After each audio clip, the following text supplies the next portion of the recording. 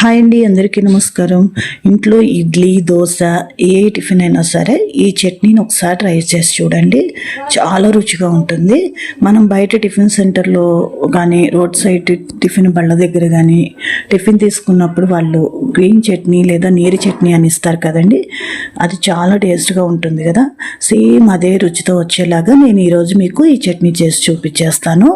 చాలా రుచిగా ఉంటుందండి. తప్పకుండా మీరు కూడా ట్రై చేయండి. దీనికోసం ముందుగా బాండీలో ఒక హాఫ్ కప్పు వేరుశనగ గుళ్ళు తీసుకొని వాటిని డ్రై రోస్ట్ చేసుకోవాలండి. ఇలా సిమ్లో పెట్టుకొని కొంచెం ఫ్రై అవనివ్వాలి. ఇలా ఫ్రై అయిన తర్వాత వాటిని ఒక ప్లేట్లోకి తీసుకోవాలి. ప్లేట్లోకి తీసుకొని చల్లార్చి పొట్టు తీసి పెట్టుకోవాలి. ఇప్పుడు అదే బాండీలోకి ఒక 2 స్పూన్ల ఆయిల్ వేసుకోండి. ఆయిల్ హీట్ అయిన తర్వాత దానిలోకి మీ కారానికి సరిపడినట్లు పచ్చిమిర్చి యాడ్ చేసుకోండి.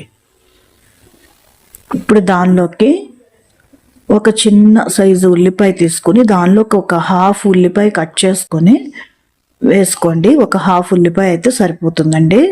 కట్ చేసి వేసుకోండి. ఈ ఉల్లిపాయ వేసుకోవటం వల్ల టేస్ట్ చాలా బాగుంటుందండి. తప్పకుండా వేయండి. ఒకసారి ఈ ఉల్లిపాయ వేసి చట్నీ చేసి చూడండి. ఆ టేస్ట్ ఫ్లేవరు చాలా బాగుంటుంది. ఇప్పుడు అవి కొద్దిగా వేగిన తర్వాత దానిలోకి కొత్తిమీర, పుదీనా వేసుకుని వాటిని కూడా ఒక 2 నిమిషాల పాటు వేగనివ్వాలి. ఇలా ఒక 2 నిమిషాలు వేగితే మెత్తబడిపోతాయండి. ఎక్కువ వేగాల్సిన అవసరం లేదు. ఇలా వేయించుకుని పక్కన పెట్టి చల్లారనివ్వండి. ఇలా వేయించుకుని చల్లార్చుకున్న తర్వాత ఒక మిక్సీ జార్ తీసుకొని దానిలోకి మనం ముందుగా వేయించుకున్న వేరుశనగ గుళ్ళు పొట్టు తీసి ఆ వేరుశనగ గుళ్ళని మిక్సీ జార్లోకి వేసుకోండి. దానిలోకి ముందుగా వేయించి పెట్టుకున్న పచ్చిమిర్చి, ఉల్లిపాయ, కొత్తిమీర, పుదీనా ఇవి కూడా వేసుకోండి. ఇప్పుడు ఒక చిన్న పచ్చి కొబ్బరి ముక్కని ఇలా సన్నగా కట్ చేసి పెట్టుకోవాలి ముందుగానే. అలాగే చిన్న అల్లం ముక్క క్లీన్ చేసి కడిగి పెట్టుకున్నాను. అలాగే వెల్లుల్లి రెబ్బలు పొట్టు తీసి పెట్టుకున్నాను. చింతపండు కొద్దిగా, 4-5 మిరియాలు, ఎక్కువ అవసరం లేదండి. మిరియాలు ఒక 4 వేసుకోండి, సరిపోతాయి. ఈ మొత్తాన్ని కూడా మిక్సీ జార్లోకి తీసుకోండి. ఇప్పుడు దానిలోకి తగినంత వాటర్ యాడ్ చేసుకోవాలి. అలాగే రుచికి సరిపడినంత ఉప్పు వేసుకొని దీన్ని మెత్తగా పేస్ట్ లాగా గ్రైండ్ చేసుకోండి.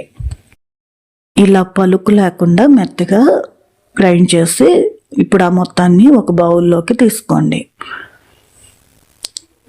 మిక్సీ జార్లోకి వాటర్ పోసుకొని అది కూడా ఈ బౌల్లోకి యాడ్ చేసుకోండి. చట్నీ అంతా బౌల్లోకి తీసుకున్న తర్వాత ఒకసారి మొత్తం కలిసేటట్టు బాగా కలుపుకోండి. చూడండి, ఇలా మరీ పల్చగా ఉండకూడదు, అలా అని గట్టిగా ఉండకూడదండి. ఇలా ఉంటే సరిపోతుంది. కావాలంటే ఇంకొంచెం పల్చం చేసుకున్నా కానీ బాగుంటుందండి.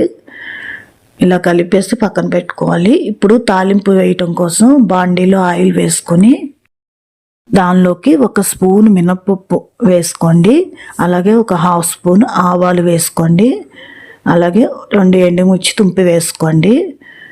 ఇప్పుడు ఈ మినపప్పు వేగే వరకు వేయించుకొని దానిలోకి కరివేపాకు వేసుకోండి. కరివేపాకు వేసుకొని కరివేపాకు చిటపట్లాడే వరకు వేయించుకొని ఈ తాలింపుని చల్లారనివ్వండి. తాలింపు చల్లారిన తర్వాత మాత్రమే చట్నీలోకి యాడ్ చేసుకోండి. వేడిగా ఉన్నప్పుడు వేస్తే చట్నీ తొందరగా పాడైపోతుందండి. చల్లారిన తర్వాత చట్నీలో కలుపుకోండి.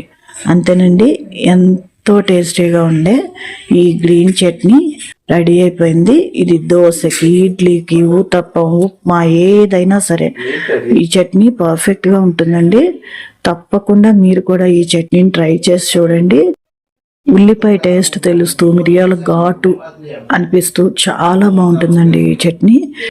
ఈ వీడియో మీకు నచ్చినట్లయితే లైక్ చేసి, షేర్ చేసి ఛానల్ని సబ్స్క్రైబ్ చేసుకుని సపోర్ట్ చేయండి. Thank you.